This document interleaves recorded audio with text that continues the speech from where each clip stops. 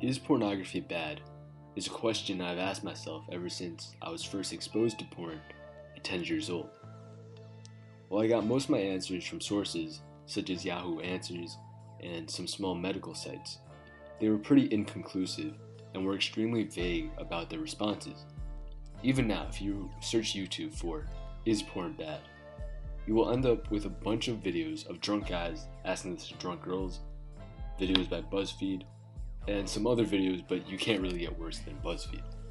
So, many explained that it was normal to watch pornography, and there was nothing wrong, in moderation. However, I had no clue what moderation meant, and that pornography would be addicting in the long run. After reading up on the subject for the past few months, I've come to the conclusion that pornography is not inherently bad, just as nothing is inherently good or bad, but can have extremely detrimental effects. It is your choice on what you think about this subject, but I will be going on through a list of pros and cons to pornography to come to a conclusive, non-biased answer. For the cons of porn, many teens are developing signs of PIED, porn-induced erectile dysfunction.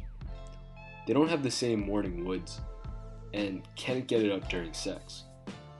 While many doctors chalk this up to performance anxiety or erectile dysfunction in general, this is proven wrong because they can get it up easily during their favorite fetish porn. That's another con, the fact that porn sites throughout their categories try to get you to become more tolerant of vanilla films and move on to porn-induced fetishes. That's how they make money, through ads to those smaller sites.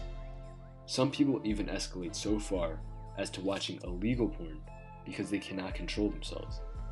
The loss of self-control is extreme. We become so impulsive that we go after the easy route every single time because we want that small hit of dopamine each day rather than enjoying our short lives as a whole.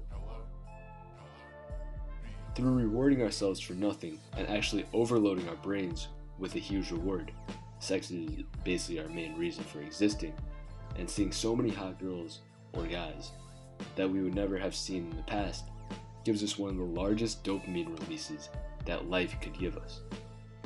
In turn, we become desensitized to life.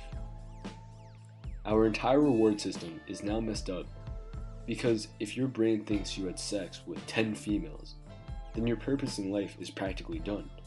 You don't need that drive anymore for goals or for actually accomplishing anything. So motivation goes down, energy goes down, focus goes down. Many lose their confidence because they start getting into weird fetishes locked up in their rooms and become antisocial. Sometimes I didn't want to hang out because I'd rather stay in my room, or I just lost the energy from porn before. Porn is also a huge waste of time with searching for videos and whatnot. There are many more cons, but I'd rather leave it at that, as those were the main reasons, for me at least, to quit pornography. For the pros of porn, people say that you become more creative, which would be a positive to those porn-induced fetishes.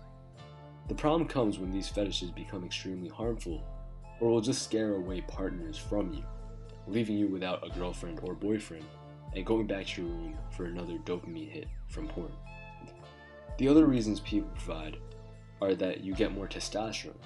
However, if you abstain from masturbation for 7 days, your testosterone levels increase by 45.7%, according to a study conducted that actually started the no-fap movement.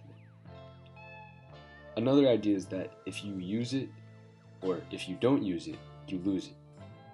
This holds true for masturbation, which I believe is not bad unless you do it excessively, but masturbation without imagery doesn't get you a crazy high and isn't as addictive because of that.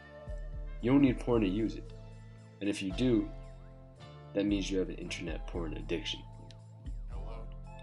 The point of this video is not to say that we should ban porn or that you should immediately stop watching it forever, but stopping has many benefits that counteract those cons that we talked about.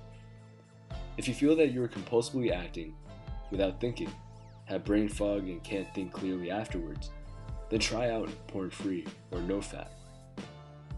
I personally did no-fap and then moved on to porn-free, and it's helped tremendously with my goals, talking to girls, and my social life in general. try it out, and if you believe this is a problem, listen to different sources and see for yourself. Many of these on both lists are anecdotal and not yet studied because internet porn is so drastically different from old Playboy magazines that only had pictures rather than hardcore sex with new girls at the click of a button. Do the best for yourself in this short life, or you're just disrespecting life. Creative Aid. Peace.